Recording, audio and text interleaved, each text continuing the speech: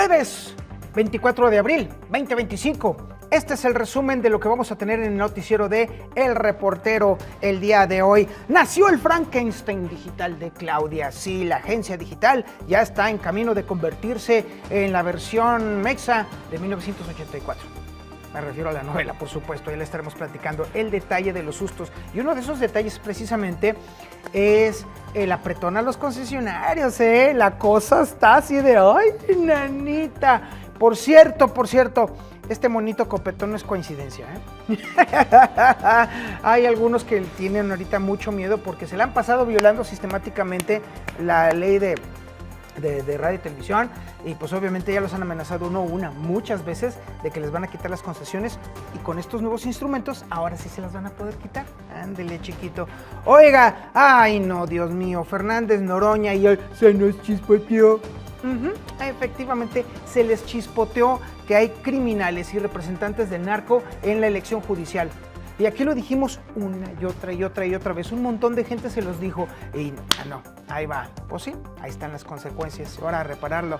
Oigan, y por cierto, justamente en el tema de la justicia, pues hay gente a las que no van a ver ni van a oír, y que además habían dicho precisamente que este asunto de la elección judicial era el pretexto para meter narcos. Pero ¿sabe qué?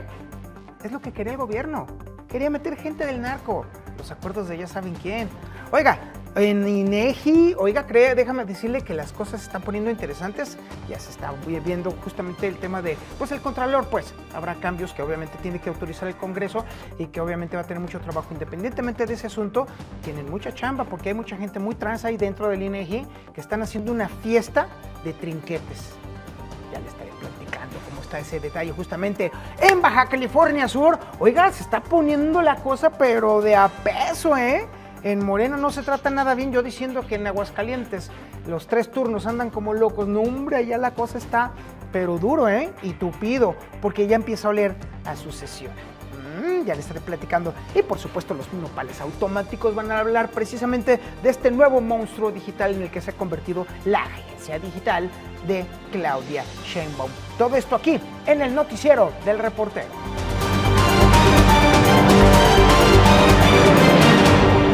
La nueva agencia de transformación digital, ese panóptico burocrático que pretende convertir a Pepe Merino, favorito de Claudia Sheinbaum, en el guardián omnisciente de nuestras comunicaciones, pues ya prácticamente ha nacido.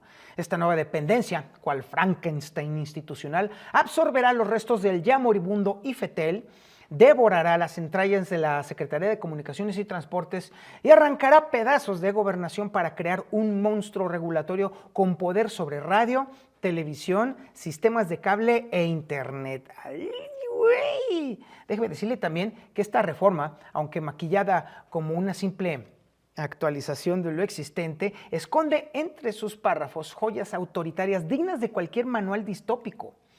La capacidad de suspender plataformas digitales bajo criterios tan ambiguos como el apetito censor de sus dirigentes.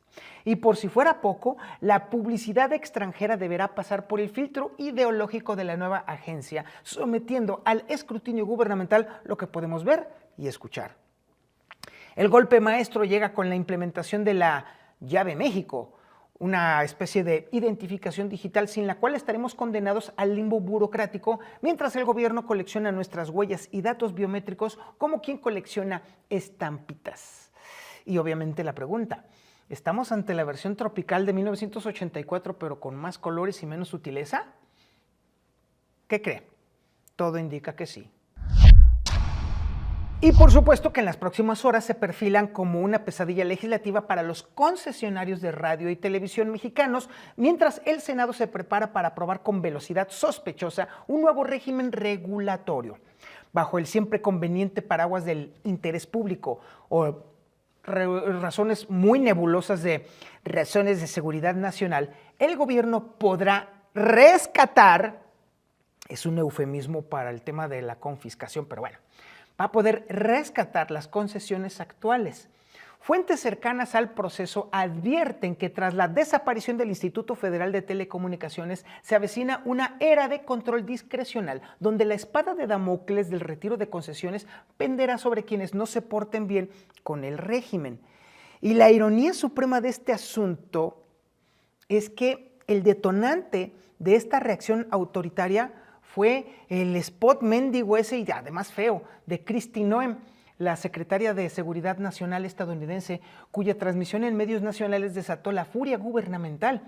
Pero bueno, quizá este tsunami regulatorio resulte ser un beneficio disfrazado para esa fauna mediática de concesionarios pusilánimes que se desviven por complacer al poder, siempre listos para sacrificar su independencia editorial en el altar de sus intereses económicos. Pocos, muy pocos tienen el valor de hacer lo que se tiene que hacer con una concesión de radio, con una concesión de televisión. Pocos, pero los hay.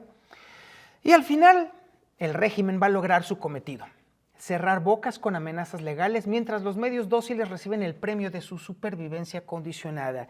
Y hay algunos que están más preocupados que otros, porque déjeme decirle que, insisto, este monito de acá atrás con su copetito interesante no es casualidad, por supuesto, claro que no. Hay algunos que tienen un montón de quejas ante la Secretaría de Gobernación que obviamente van a pasar a, obviamente, la Agencia de Regulación Digital y que evidentemente les van a decir: a ver, mi rey, con todas tus quejas y todos tus comentarios locos, ¿qué crees? Para atrás la concesión. Sí, por ahí anda una familia que anda... ya valió madre, güey. Gerardo Fernández Noroña, presidente del Senado y guardián autoproclamado de la moralidad institucional, anunció con bombos y platillos que van a impugnar las candidaturas al Poder Judicial vinculadas con el narco y beneficiarias del crimen organizado. ¡Ja! Un anuncio tan contundente como vacío, obviamente sin nombres, obviamente sin cifras y probablemente sin consecuencias reales. La declaración de Fernández Noroña flotó en el aire legislativo como promesa etérea, mientras el extinto comité de evaluación, ese primer filtro que todos sabíamos iba a fallar y falló estrepitosamente, descansa en paz sin que ninguno de sus integrantes enfrente siquiera un ligero regaño por su negligencia que ya habíamos advertido en todos lados, por todos lados. En este teatro del absurdo, Claudia Sheinbaum defiende con fervor la elección judicial como brillante ejemplo democrático mundial, mientras que Guadalupe Tadei, desde el Instituto Nacional Electoral, cultiva un silencio estratégico que bien podría interpretarse como: a mí no me metan en su bronca, yo nomás organizo la elección. Simultáneamente, el Senado admite con desfachatez que el sistema falló miserablemente, pero no va a mover un dedo para corregirlo porque, pues en el fondo, es lo que querían. Eso es lo que querían. Querían meter a gente ligada al narco para saldar cuentas de ya saben quién. Lo que queda claro es que en esta tómbola judicial hay rostros que ni en la lotería del narco deberían de estar apareciendo. Y la pregunta que flota en los pasillos del poder es si realmente quieren excluir a estos personajes impresentables o, como tantas veces en México, el discurso va a quedar en retórica mientras los compromisos oscuros de ya saben quién se cumplen puntualmente. De momento, la justicia mexicana sigue en rifa y los boletos parecen estar ya repartidos en manos muy, muy cuestionables. Y sobre este tema, los hermanos Brian y Adrián Levarón, aquellas víctimas emblemáticas de la violencia narco que perdieron a familiares en una brutal masacre, ahora intentan detener otra tragedia, que es precisamente la abierta infiltración del crimen organizado en las entrañas del Poder Judicial. Con la ingenuidad propia de quienes aún creen en las instituciones, enviaron una carta formal a Guadalupe Tadei, presidenta del Instituto Nacional Electoral, suplicando que se detengan unos comicios judiciales que ya huelen a cártel desde sus cimientos. En la carta dicen, textual: esta infiltración representa una afrenta directa al Estado de Derecho. Y sí, tienen en razón, toda la razón los hermanos Levarón, con ese tono solemne de quien aún confía en que alguien esté escuchando del otro lado. Su petición de suspender la elección hasta garantizar la exclusión absoluta de cualquier candidatura con vínculos criminales suena tan razonable como absolutamente imposible en un país donde distinguir entre funcionarios criminales requiere a veces de microscopio electrónico.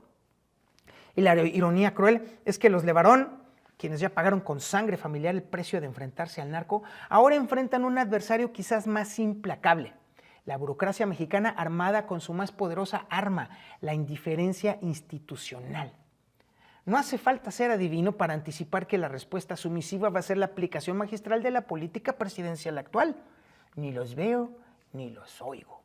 Y mientras tanto, la tómbola judicial sigue girando con papeletas marcadas y resultados que estaban escritos desde antes de comenzar el sorteo. O sea, sí, el pago de las deudas de ya saben quién. Ayer la Cámara de Diputados avanzó en comisiones con el ritual burocrático para seleccionar al próximo verdugo interno. Más bien al titular del órgano interno de control del Instituto Nacional de Estadística y Geografía, esa rara avis institucional que milagrosamente sobrevivió a la masacre de órganos autónomos perpetrada en la administración anterior. Según fuentes legislativas, los diputados se encuentran en la fase de revisión minuciosa de perfiles para aspirantes, un eufemismo político que generalmente significa escudriñar lealtades y calcular equilibrios de poder antes de que haya competencias técnicas, faltaba más. Para el martes próximo prometen tener la lista de bendecidos que son aptos para el cargo, quienes deberán de desfilar en el teatro de las comparecencias ante comisiones. Y posteriormente, la Junta de Coordinación Política, órgano donde la aritmética partidista supera cualquier consideración técnica, confeccionará una lista final para que el Pleno elija a un solo afortunado antes del 30 de abril, justo cuando aprietan los plazos legales, normal. Voces dentro del recinto legislativo sugieren que sería deseable repetir la experiencia de Graciela Márquez, exmiembro del gabinete López Obradorista que, contra todo pronóstico, ha mantenido cierta independencia institucional. Lo que no menciona es que tal independencia siempre ha funcionado dentro de parámetros tolerables para el poder en turno. Y mientras tanto, los chismes de pasillo allí, justamente el INEGI, revelan que quien quede como contralor tendrá que terminar el trabajo que detectó ya desde adentro precisamente la mencionada. Funcionarios del instituto que han convertido al INEGI en una extensión de sus empresas privadas utilizando personal público para negocios particulares con cargo al erario. Una práctica que, por cierto, es tan vieja como la burocracia misma, pero que siempre se denuncia selectivamente según a quién se quiera casar. Y de hecho, ya le puedo decir casi usted dos nombres de personas que utilizan la nómina del INEGI para engordar sus empresas. Muy pronto estaré en condiciones de platicárselo. El bendito paraíso de Baja California Sur es ya un auténtico ring político donde la 4T exhibe un descontrol espectacular. Al gobernador Víctor Manuel Castro Cosío, otrora férreo controlador morenista, los subordinados ya se le están revelando con un descaro digno de mejores causas. El presidente municipal de Los Cabos, Cristian Agúndez Gómez, no pierde oportunidad para lanzarse un día y otro también contra el mandatario estatal por haber reabierto un camino vecinal que curiosamente el padre del actual edil, Narciso Agúndez, había cedido generosamente a manos privadas, a Vidanta pues, en el 2006. Nepotismo y defensa patrimonial se entrelazan en esta telenovela peninsular, faltaba más. Por otro lado, la alcaldesa de La Paz, Milena Paola Quiroga, está ya desplegando ambiciones que ni siquiera intenta disimular. Ya abrió una oficina de enlace allá en Los Cabos, maniobra que cualquier observador político reconocería como campaña anticipada rumbo a la gubernatura que se va a renovar este próximo 2027. Esta audacia prematura le ha valido el mote de la Andrea Chávez de Baja California Sur, comparación que seguramente no va a disgustarle a ninguna de las dos, la verdad. Pero bueno, mientras tanto, don Víctor Manuel Castro parece haber extraviado los hilos que deberían de controlar sus correligionarios. O sea, ya es un auténtico desgarriate por allá. Su ausencia es notoria, no solamente en la arena política, sino en las funciones básicas del gobierno. Descuido, por supuesto, que se refleja en el preocupante repunte de la violencia en este estado que tiempo atrás solía presumir de ser muy tranquilo, y me consta. Hay gente allá que quiero mucho y les mando muchos abrazos, por supuesto. La 4T sudcaliforniana demuestra que incluso en un paraíso puede desatarse el infierno cuando el capitán abandona el timón y la tripulación decide que cada quien navegue por su cuenta. Y por supuesto que los nopales automáticos hablan del monstruo digital que ha creado precisamente Claudia Sheinbaum. Está muy buena la rola, escúchela. Nació el monstruo digital, con precostos de élite, telecomunicaciones y gobernación. Pepe Merino al control total, la llave México es tu nueva religión. Un panóptico, burocrático se levanta. Frankenstein institucional con sed de datos. La agencia de transformación digital, que todo lo ve, todo lo escucha, todo lo controla. Radio, televisión, internet bajo su mirada y tus huellas digitales en su colección privada. Simple actualización, nos dicen sonrientes, mientras esconden joyas autoritarias entre dientes. Suspender plataformas con criterios ambiguos. El manual distópico, versión tropical latino. La publicidad extranjera bajo escrutinio. Filtro ideológico para nuestros oídos. Sin la llave México estarás condenado. Irás al limbo burocrático, olvidado y cancelado. Una distopía con más colores y sabores. Más control para cheiros y solo vinos. Y para los concesionarios una pesadilla. El interés público como espada que brilla. Rescatar concesiones, confiscar a quien no se porte bien con el poder actual. El spot de Cristino M desató la tormenta.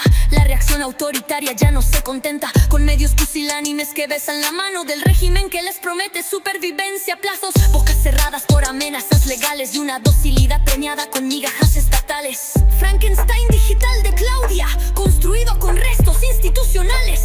Vigilando, controlando, decidiendo. Bienvenidos al México sin libertades. Los nopales automáticos están aquí de lunes a viernes y viven aquí en el noticiero de El Reportero. Vale la pena que los escuche todos los días y sobre todo que comparta las rolas con los aludidos. Muchas gracias por su atención a este espectáculo informativo, el noticiero del Reportero. Mi nombre es Antonio Zapata, le agradezco mucho su atención. Recuerde suscribirse a la síntesis informativa de El Reportero. De lunes a viernes le mandamos las primeras planas, las columnas, los artículos, los cartones, las notas de los principales diarios de México. Y todo eso antes de las 8 de la mañana. Además le ponemos un resumen de columnas bien fregón que se puede leer usted en menos de 8 minutos. Y si no dispone usted de esos 8 minutos, se lo mandamos en formato de podcast para que lo escuche mientras se baña, mientras desayuna, mientras lleva a los niños a la escuela, mientras va al trabajo. Y entonces así usted se convierta en el godín más informado, incluso antes de llegar, para que a la hora del cafecito usted tenga tema de conversación. Faltaba más. Muchas gracias. Pórtese mal. Cuídese bien y niéguelo todo. ¿Y dónde está mi cámara? Ay, Dios mío, Dios mío.